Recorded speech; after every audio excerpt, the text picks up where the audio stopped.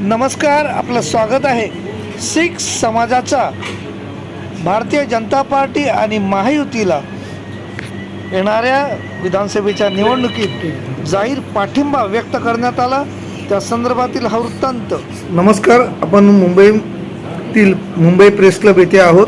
शीख समाज महाराष्ट्र यांच्याकडून भारतीय जनता पार्टीला आणि एकनाथ शिंदे यांची शिवसेना, अजित पवार यांची राष्ट्रवादी या महायुतीला समर्थन देण्यात आलेलं आहे। नेमकं त्यांनी समर्थन कशासाठी दिलं ते संत हरनाम सिंग खालसा शीख समाज महाराष्ट्र यांच्याशी या संदर्भात आपण संवाद साधतो। साहेब नमस्कार, आपलं स्वागत आहे। शीख समाजाने अचानक भारतीय जनता पार्टीला महायुतीला पाठिंबा देण्याचं काय योजलं? कारण यापूर्वी शीख समाजाचा जो पाठिंबा असायचा तो मुख्यत्वे काँग्रेसच्या बाजूने असायचा, नेमकं काय? देखिए, सिख समाज महाराष्ट्र ने सरकार की नीयत और नीति को समझा है। 29 सितंबर को 2024 बहुत बड़े पैमाने पर हमने समागम नई मुंबई किए थे, जहां पर सिख समाज पूरा महाराष्ट्र ने बढ़ चढ़कर वहां पर हिस्सा लिया था। वहां पर प्रदेश के उप मुख्यमंत्री देवेंद्र फडणवीस जी की उपस्थिति में सिख समाज ने अपने हक रखे कि सिख समाज को रिप्रेजेंटेशन 1960 से महाराष्ट्र बना है। कई सरकारें आई, कई गई, लेकिन किसी ने भी सिख समाज को रिप्रेजेंटेशन कमेटी के रूप में नहीं दी गई है। हमारा मेंबर माइनॉरिटी होने के बावजूद हमारा कोई भी मेंबर माइनॉरिटी कमीशन में नियुक्त नहीं किया गया है।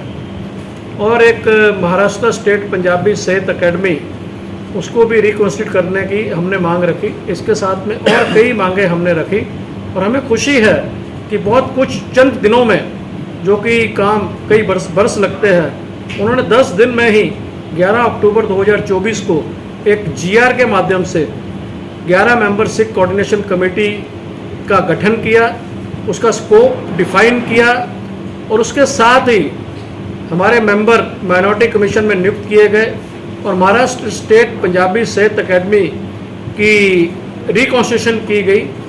इसका अच्छा मैसेज पूरे प्रदेश में गया है। और ये जो हमने एक आउटरीच कम्युनिटी प्रोग्राम लिए थे, जहाँ पर कि हम अपने गुरु नानक नाम लेवा जो संगत है उनकी भावना जानने की कोशिश की। कमेटी ने पूरा दौरा किया, ऊना में, नासिक में, औरंगाबाद में, नांदेड़ में और बाकी भी शहरों से जो हमारे कॉन्टेक्ट्स में थे, हमारे मेंबर थे, उनसे हमने भावना जानने की कोशिश की। और सभी का एक तरफा यही मत था कि हमें बीजेपी लेड महायुति ने, जिसने कुछ करके दिखाया है और आगे इनसे ही उम्मीद है, इसको हमें समर्थन देना चाहिए। ये बातें हमने जो हमारे बाबा जी हैं, सत्कारयोग संत ज्ञानी हरनाम सिंह जी खालसा के पास रखी और उस संदर्भ में आज बहुत बड़ी घोषणा यहाँ पर प्रेस क्लब में उन्होंने की कि सिख समाज एक तरफा बीजेपी द्वारा लेड महायुति को वोट करेगा।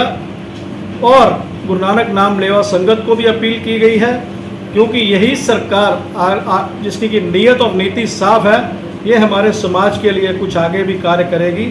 ये सब मुद्दों को मद्देनज़र रखते हुए आज बहुत बड़ी घोषणा हुई है कि 20 तारीख महाराष्ट्र के विधानसभा 288 सीटों पर सिख समाज बीजेपी लेड महायुति का समर्थन करेगा।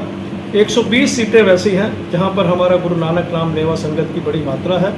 और आप देखेंगे कि आने वाले चुनाव में बीजेपी लेड महायुति आने वाली सरकार बनेगी और जिससे सिख समाज को बड़ी उम्मीदें हैं, अपेक्षाएं हैं। और ये उम्मीद और अपेक्षा के मद्देनजर रखते हुए हमने ये बहुत बड़ा निर्णय लिया है।